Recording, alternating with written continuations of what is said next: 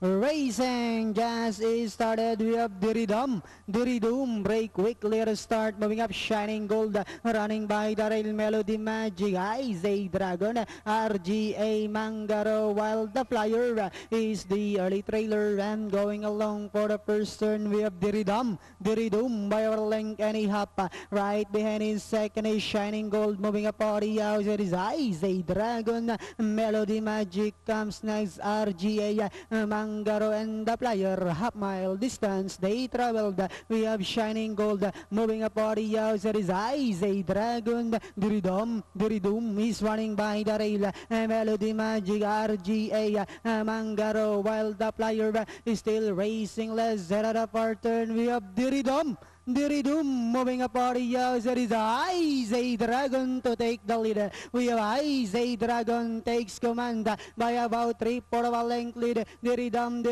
Shining Gold, Melody Magic, RGA Mangaro, the Flyer as they swing for home. We have Isay Dragon this time by about 3 lengths.